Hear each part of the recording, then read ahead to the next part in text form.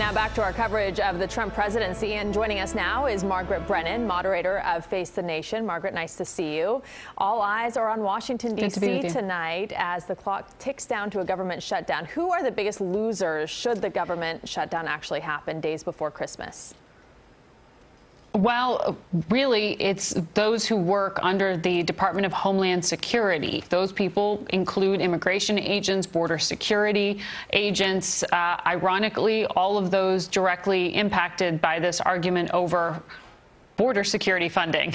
So the president right now has been insisting that he wants about $5 billion to be included in any kind of bill that would provide funding for the government to stay open. And that's where the disagreement is, that the Republicans in the Senate have already had an agreement to keep the government open, but they didn't give him the wall. The House passed something that would provide funding for the wall, but that can't make it through the Senate. So that's why we're in this standoff. Jared Kushner, the president's son-in-law, the Vice President Mike Pence, Mick Mulvaney, the new chief of staff, are all furiously negotiating as we speak right now on Capitol Hill to try to figure out in the next few hours if there is a compromise that could keep the government open. Otherwise, 25% of the government will shut down, and that includes tens of thousands of government agents. And Margaret, still a hot topic, General Jim Mattis's departure and what impact this is having on the White House, his resignation. How big of an impact is this going to have on the Trump presidency? This resignation of former General Secretary of Defense Jim Mattis is really an earthquake politically. This is of deep concern to many Republicans on Capitol Hill.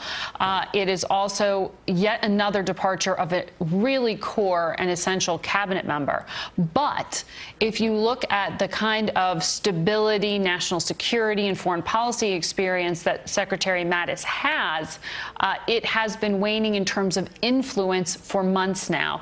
We've known that he has been at odds with the president on many of his decisions, really cautioned him against things like this unilateral decision to pull out of Syria suddenly and without consulting any of our allies.